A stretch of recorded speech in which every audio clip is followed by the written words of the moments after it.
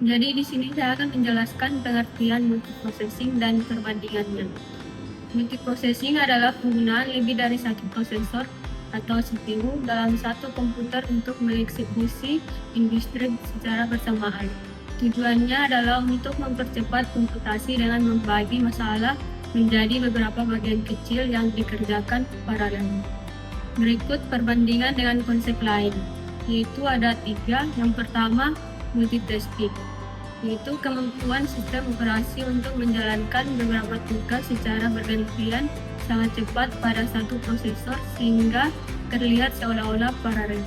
Yang kedua, ada multithreading, yaitu pemecahan satu program menjadi beberapa thread di jalur eksekusi sehingga dalam satu proses. Semua thread berbagi sumber daya dalam memori file yang sama. Yang terakhir ada distributed computing. Setiap komputer memiliki memori prosesor sendiri, bekerja sama untuk menyelesaikan suatu masalah besar. Berikutnya saya akan membahas tentang jenis dan arsitektur multiprocessing. Jenis-jenis multiprocessing ini ada 2. Yang pertama itu ada SMP atau Symmetric Multiprocessing, di mana semua CPU atau core itu sama, setara, bisa dijalankan tes apa saja. SMP ini biasa dipakai di PC, server, atau smartphone modern. Yang kedua itu ada AMP atau Asymmetric Multiprocessing, di mana setiap prosesor itu memiliki peran yang khusus dan tidak setara. Berikutnya, bagaimana sih cara CPU modern mengelola banyak core? Yang pertama itu ada scheduler operasi sistem untuk membagi thread ke core. Yang kedua itu ada change hierarchy dan currency yang mengelola data antar core itu agar tetap sama. Lanjut, bagaimana sih cara CPU modern mengelola banyak core? Yang pertama itu ada scheduler operasi sistem yang membagi thread ke core. Yang kedua ada change hierarchy dan currency yang mengelola data antar core agar tetap konsisten.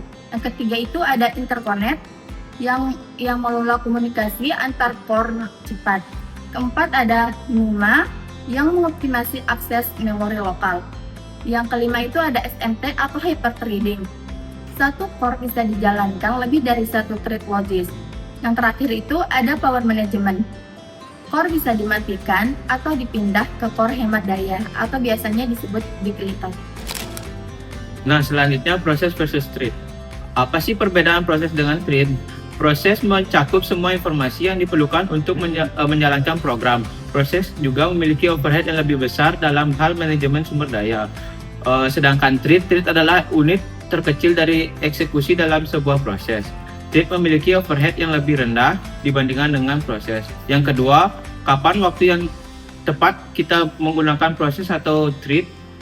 Yang pertama itu proses digunakan saat kita ingin membuat aplikasi pemrosesan data besar karena prosesnya beroperasi secara independen. Yang kedua, thread digunakan saat kita ingin melakukan pemrosesan cepat dalam hal pembuatan dan pengelolaan. Multiprocessing, yaitu di mana sistem modern banyak menggunakan multitasking dan multithreading until efficiency. Karena tantangan utamanya itu adalah race condition dan deadlock ketika beberapa proses mengakses sumber daya bersama. Nah, diperlukan mekanisme ini mutual exclusion agar hanya satu proses yang bisa masuk ke critical section pada satu waktu. Nah, sistem komputer itu semakin mengenalkan eksekusi paralel melalui multitasking dan multithreading untuk meningkatkan kinerja dan efisiensi. Multitasking ini memungkinkan sistem menjalankan beberapa proses secara bergantian dalam waktu yang singkat, sehingga meningkatkan pemanfaatan CPU dan responsivitas sistem. Salah satu permasalahan yang sering muncul adalah race condition, yaitu kondisi ketika eksekusi bergantung pada urutan serta waktu akses terhadap sumber daya bersama. Nah, sistem operasi modern banyak menggunakan multitasking multithreading untuk meningkatkan kinerja. Nah, masalah yang muncul itu seperti race condition, hasil eksekusi tergantung urutan thread yang bisa menimbulkan data tidak konsisten. Solusinya, diperlukan mekanisme sinkronasi untuk menjaga integritas data dengan prinsip mutual exclusion. Hanya satu proses boleh masuk ke critical section dalam satu waktu. Dan ada pun mekanisme yang dikaji. Yang pertama itu ada semaphore, di mana semaphore ini adalah alat sinkronasi yang diperkenalkan oleh Digistruct. Ada binary semaphore, yaitu 0/1 dan counting semua. Kelebihannya itu fleksibel, bisa untuk banyak resource. Kurangnya rawan kesalahan logika. Misalnya, lupa rilis, backlog, atau start version. Yang kedua itu ada mutex, atau yang bisa disebut mutual exclusion object. Digunakan untuk mengunci critical section. Hanya pemilik kunci yang bisa melepaskannya. Lebih aman daripada smart code. Kelebihannya itu adalah mudah diimplementasikan, efisien di sistem real time atau embedded. Kekurangannya itu adalah tetap bisa develop jika ada nested log yang salah di urutannya. Yang ketiga itu ada monitor, di mana monitor ini adalah abstraksi tingkat tinggi untuk sinkronasi menggunakan encapsulasi variable plus prosedur plus condition variable. Akses ini otomatis eksklusif, tidak perlu diatur loop-nya atau unlock manualnya. Kelebihannya lebih stabil, mudah dipahami, cocok untuk sistem yang kompleks, misalnya basis data. Kekurangannya, tidak semua bahasa atau operasi sistem mendukung monitor secara langsung.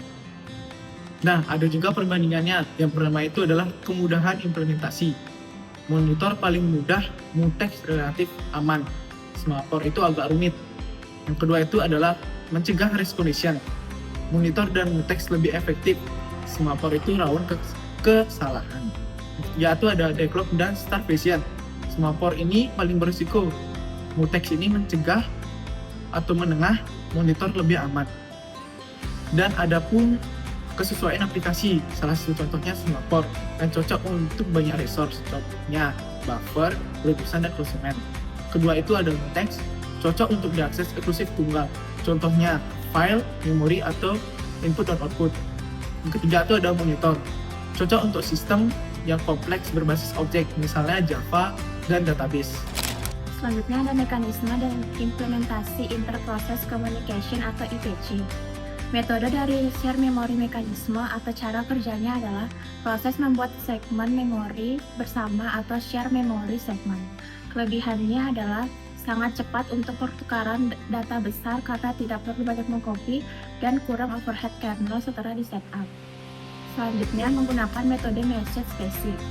Dengan mekanisme atau cara kerjanya adalah proses menggunakan saluran untuk mengirim pesan, dan kelebihannya itu adalah mudah digunakan atau diprogramkan. Selanjutnya, metode bypass mekanis atau cara kerjanya adalah bypass biasanya digunakan antar proses terkait atau child parent. Dengan kelebihannya adalah sederhana dan mudah diimplementasikan. Yang terakhir, menggunakan metode shortcast. Dengan mekanisme atau cara kerjanya adalah untuk komunikasi antar proses di satu mesin, dengan kelebihannya adalah untuk memudahkan komunikasi antar proses dari satu mesin. Di sini saya akan menjelaskan dalam perbandingan antara Windows dan Linux. Windows adalah sistem operasi berbasis antarmuka grafis yang dikembangkan oleh Microsoft sejak 1985 dengan versi terbaru yaitu Windows 11. Windows juga menawarkan tampilan modern, beragam fitur terbaru, dan dukungan aplikasi yang luas. Namun, Windows memerlukan spesifikasi perangkat keras tinggi dan lisensi yang berbayar. Fitur keamanan seperti Windows Defender dan Secure Boot disematkan, meski masih rentan terhadap serangan cyber. Selanjutnya adalah Linux. Linux adalah sistem operasi mirip Unix yang bersifat open source dan gratis. Linux dikenal juga dengan ringan, stabil, dan aman secara default. Cocok untuk perangkat dengan spesifikasi rendah atau lingkungan hemat biaya. Namun, Linux kadang memiliki keterbatasan dalam kompatibilitas aplikasi. Dalam segi kinerja, Windows butuh perangkat keras kuat sementara Linux lebih ringan dan stabil. Dalam segi keamanan, Linux lebih aman secara default. Halo semuanya, jadi di sini aku akan menjelaskan multiprocessing di bahasa pemrograman. Berikut ringkasan dari penjelasan tentang konsep multiprocessing dan multithreading di Python, Java, dan C++. Berdasarkan artikel dan jurnal bahasa Indonesia yang telah saya lampirkan. Jadi yang pertama yaitu Python. Python dimaksud dengan multiprocessing dan current fitur. Konsep utama Python yaitu Python memiliki JIL yang membatasi eksekusi thread secara paralel. Yang kedua yaitu Java. Java yang dimaksud dengan thread, eksekutor, dan port atau disebut join. Konsep utama Java yaitu mendukung thread via thread, runnable, callable, dan executor service. Dan yang ketiga yaitu C++. C++ itu dimaksud std .2 thread and fork. Jadi C++ itu memiliki konsep utama yaitu sejak C++ 1.1 mendukung std.2 thread, join, dan mutex. Perbedaan konkurensi dan parallelism adalah yang pertama itu konkurensi, yaitu menangani banyak tugas secara bersamaan atau interleaving dan berfokus pada responsivitas aplikasi. Contohnya, server web menangani banyak request pengguna secara simultan. Yang kedua ada parallelism, menjalankan banyak tugas di waktu yang sama dengan memanfaatkan banyak core CPU. Berfokus pada kinerja dan throughput. Contohnya, pemrosesan data besar atau rendering video secara paralel. Singkatnya, konkurensi yaitu mengatur banyak pekerjaan, dan parallelism mengeksekusi banyak pekerjaan sekaligus. Selanjutnya, saya akan menjelaskan contoh nyata dari konkurensi dan parallelism. Yang pertama, contoh nyata dari konkurensi. Aplikasi chat WhatsApp, Telegram, dan lain-lain. Saat Anda sedang mengetik pesan, aplikasi tetap bisa menerima pesan baru masuk tanpa harus menunggu Anda selesai menulis. Ini konkurensi karena ada beberapa tugas mengetik, menerima pesan, notifikasi yang ditangani bersamaan agar aplikasi responsif. Contoh nyata parallelism yaitu proses render video, Premiere, Blender, dan lain-lain. File video dibagi menjadi beberapa potongan, lalu masing-masing core CPU atau GPU memproses potongan tersebut secara paralel.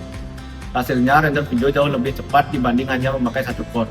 Jadi singkatnya, konkurensi lebih ke cara mengatur banyak tugas agar bisa berjalan secara efisien. Sedangkan parallelism lebih ke cara mempercepat eksekusi dengan menjalankan tugas-tugas benar bersamaan. Di sini saya akan membahas scalability, speedup, isu kritis, hukum AMDAL, Gustafson, deadlock, dan race condition. Scalability adalah kemampuan sistem tetap efisien saat prosesor bertambah. Ada strong scalability untuk masalah tetap dan weak scalability untuk masalah yang ikut membesar. Speedup adalah perbandingan waktu sekuensial dengan paralel. Idealnya N prosesor memberi N kali lebih cepat, tapi kenyataannya sering lebih kecil karena overheat. Isu kritis yang sering muncul adalah komunikasi antar prosesor, beban kerja yang tidak seimbang, sinkronisasi, bottleneck memori, dan efisiensi energi. Hukum AMDAL menjelaskan batasan speedup karena bagian program yang tidak bisa diparalelkan. Sedangkan hukum Gustafson lebih optimis karena menganggap ukuran masalah bisa ikut membesar. Deadlock adalah kondisi ketika proses saling menunggu resource sehingga tidak jalan. Pencegahannya melalui prevention, avoidance, dan detection dan recovery. Race condition terjadi ketika beberapa thread mengakses data bersama secara bersamaan sehingga hasil salah. Cara menghindarinya dengan mutex, /logs, operasi atomik, dan desain thread safe. Jadi pada kali ini saya akan membahas mengenai load balancing. Load balancing adalah pembagian tugas pada beberapa server virtual machine agar sumber pengerjaannya lebih stabil, lebih efisien, dan lebih merata.